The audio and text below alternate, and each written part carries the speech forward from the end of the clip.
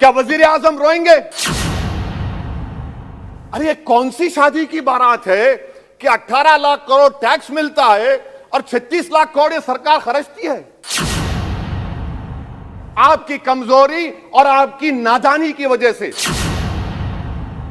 आंदोलन होगा, नाइंसाफी के खिलाफ आवाज उठेगी, संविधान को बचाया जाएगा।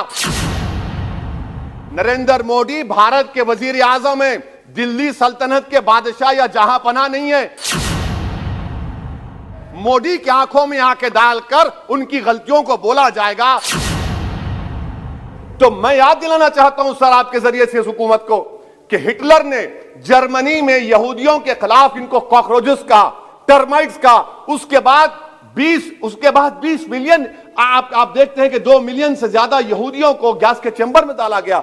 इस तरह के अल्फाज इस्तेमाल करने से क्या आप भारत में वही जर्मनी की तारीख को दोहराना चाहते हैं? और सर आप सुन लीजिए। जी सर, थोड़ा बहुत क्या सर बोलते समय में। हाँ सर, जी सर, आप आगे ना सर, आप प्रोटेक्शन है मुझे, अब तो कोई फिक्र की बात नहीं, और खुल के बोल सकते सर। आप आ गए सर, स्पीकर आ गए सर, अब तो क्या है सर, आप हमारे लिए हैं सर। यहां पर आंदोलन जीवी, आंदोलन नहीं करना। अरे किसी शायर ने अच्छा कहा था कि जिसमें ना हो इनकलाब, मौत है वो जिंदगी, रूह है वम की हयात, कश्मकश है इनकलाब। सर अब फॉरेन पॉलिसी पे आ जाइए। किसी इना मीना डीका ने ट्वीट किया, आपने परेशान हो गए। इना मीना डीका ने ट्वीट किया, आप खड़े हो गए। अरे कौन सी फॉरेन पॉलिसी है आपकी? भारत के अतराफ में जितने पड़ोसी हैं, चीन हमला किया, कौन सा एक पड़ोसी है जो चीन के खिलाफ बोलता है? बताइए। कोई नहीं बोलता, मुंह नहीं खोलता। श्रीलंका में आप पोर्ट बना रहे हैं, किसके साथ? जापान के साथ। किसको काम मिल रहा था? आपके नूरे नजर को, आपके नूरे नजर को, आपके चहीते नूरे नजर को। श्रीलंका ने कहा हम भारत को नहीं बनाने देंगे टर्मिनल पोर्ट यहां पर। आप बताइए फॉरेन पॉलिसी। सर नेपाल का वजीर आजम कहता है कि भारत से ताल्लुकात उस वक्त तक बहाल नहीं होंगे जब तक कि भारत नेपाल की जमीन वापस नहीं करता। कहां सो रहे हैं सर आप? पड़ोस में कोई हमारा दोस्त नहीं है। चीन बांग्लादेश से कोविड की बात करता है, अफगानिस्तान से अमेरिका छोड़कर जा रहा है। क्या आपके पास कोई पॉलिसी है गनी हुकूमत को सपोर्ट करने की? आपके पास कोई पॉलिसी नहीं है। अच्छा सर, एफडीआई का मतलब अब समझाता हूं मैं। एफडीआई का मतलब यह है कि 5 फरवरी को ब्रैड शर्मन जो अमेरिका के रिप्रेजेंटेटिव, उनके पास भारत के अमेरिका के सफीर गए, तो ब्रैड शर्मन ने ट्वीट कर कहा कि भारत सरकार को इंटरनेट खोलना चाहिए, भारत सरकार को पीसफुल प्रोटेस्ट करना चाहिए। कौन होता है ब्रैड शर्मन जो भारत को सिखाए? ये एफडीआई है। और भारत सरकार का डिप्लोमेट, एम्बेसडर बैठकर उनका लेक्चर सुनता है। और उसके बाद क्या होता? 3 दिन के बाद आप कश्मीर में इंटरनेट खोल देते हैं। ये आप एफडीआई कर रहे हैं, हम नहीं कर रहे हैं। अच्छा, बात कश्मीर की आई। कौन है इम्तियाज, कौन है अबरार, कौन है इब्रार? इनको शोपियान में एनकाउंटर पर मार दिया गया, प्रूव हो गया। और ब्रिगेडियर आरा सेक्टर का जिसने इनको टेररिस्ट कहकर मारा, उसको अवार्ड देते हैं आप। सर इन मरने वाले कश्मीरियों के लिए कौन रोएगा? क्या वजीर आजम रोएंगे? क्या वजीर आजम रोएंगे? क्या कोई रोएगा? अच्छा सर, एक और बात सर, हाँ एक और बात आई कि शादी के घर में गुस्सा होता है।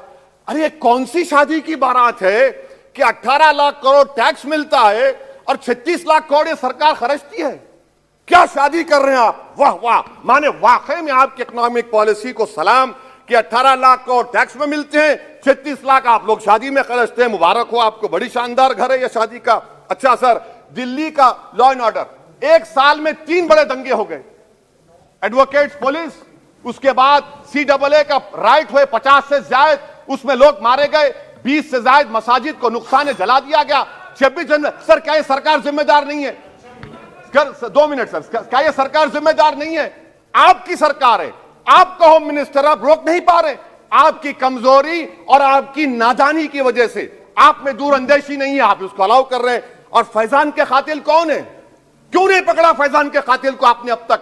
जिन बच्चों को रोड पर मारा जा रहा था, जनगण मन बोला जा रहा था, एक तरफ तब तक नहीं पकड़े आप। अच्छा सर, आखिर में मैं आपको याद दिलाना चाहता हूं कि इसमें एस्पिरेशनल डिस्ट्रिक्ट्स 11 में से 20 बैकवर्ड डिस्ट्रिक्ट्स नीति आयोग के मुस्लिम डोमिनेटेड है सर। सीमांचल में कटिहार, पूर्णिया, अररिया है सर। पूर्णिया का एयरपोर्ट, सिविल टर्मिनल का काम क्यों नहीं होता सर? अब आ जाइए सर माइनॉरिटीज पर। 3 स्कॉलरशिप स्कीम है, मैं पुकार रहा हूं, मुतालिबा कर रहा हूं कि डिमांड ड्रिवन करो। सरकार ने 2020-21 में 3 स्कॉलरशिप के लिए 2265 करोड़ का ऐलान किया। कितने पैसे आपने दिए?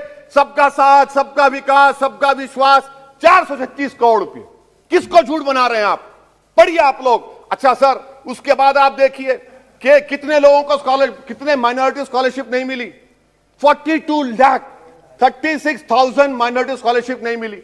और सबसे ज्यादा इलिटरेसी मुसलमानों की है, लेडीज की है। आप बोलते नहीं है। इसीलिए सर मैं आखिर में आपके जरिए से हुकूमत से अपील कर रहा हूं कि आंदोलन होगा, नाइंसाफी के खिलाफ आवाज उठेगी, संविधान को बचाया जाएगा। नरेंद्र मोदी भारत के वजीर आजम है, दिल्ली सल्तनत के बादशाह या जहांपना नहीं है। जिल्ले-इलाही का दौर खत्म हो चुका है, जहांपना का दौर खत्म हो चुका है। मोदी की आंखों में आंखें डालकर उनकी गलतियों को बोला जाएगा।